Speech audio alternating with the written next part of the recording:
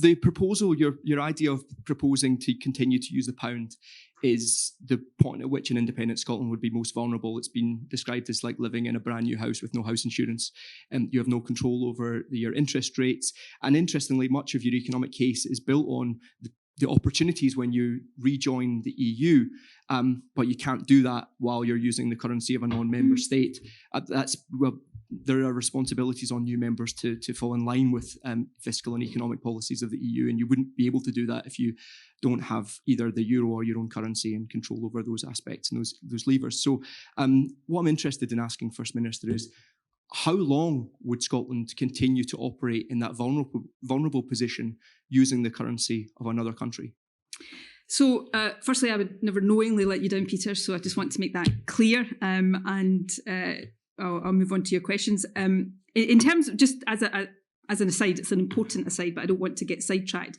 On the EU point, where, the point you are making is a legitimate one, but there is nothing that would stop an independent Scotland or any country applying to join or rejoin, in our case, the EU, before we have our own currency. Clearly, the negotiation around rejoining and the process of establishing our own currency would be processes that we would want to align. But the idea that we would have to have our own currency before we start that process of re-entry to the EU is not the case.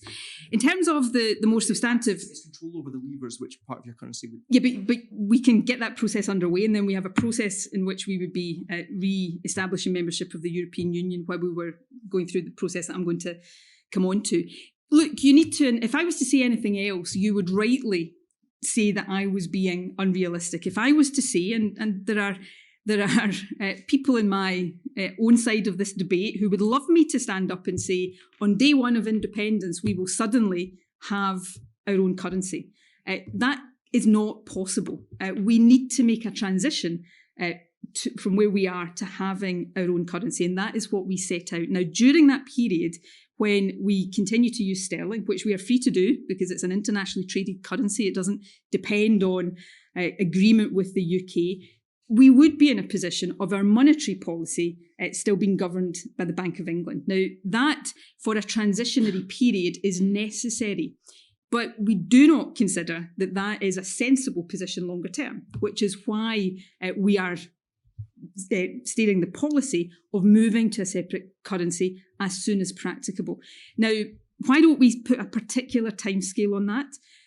Because we consider that that would be not responsible, because one of the criteria for the exact time at which that move is made would be the overall economic conditions. And therefore, if you tie yourself into a specific timescale, you could end up trying to do it at a time that would not be optimal. So instead, and I appreciate you haven't had the chance to look at this in detail, we set out requirements and criteria that would guide that process, together with advice from the central bank, and ultimately a decision of the Scottish Parliament. But because of what you have outlined there in terms of that period where we'd be using sterling, we would want that period to be as short as practicable.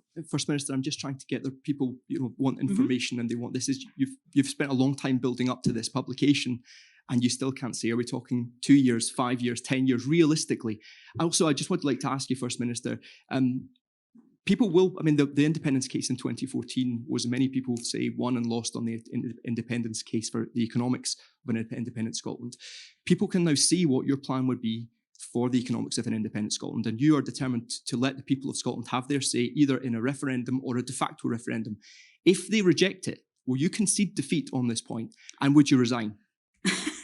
Look, I think reasonably standing here putting a proposition forward, and as you rightly say, allowing people to look at the detail and come to a view. I think that is the fair and reasonable way to proceed. I've already been asked and made comment on, what happens to me. This is not about me, but I'm not predicating this on failure. I'm predicating this on successfully making a case to the people of Scotland, particularly, not entirely, but particularly given the alternative of continuing part of a dysfunctional UK economy, that we make the positive choice to be independent. And, I am confident that at the next time of asking, the people of Scotland will choose that. And if the alternative turns out to be the case, then you'll have the opportunity to ask me about that at the time.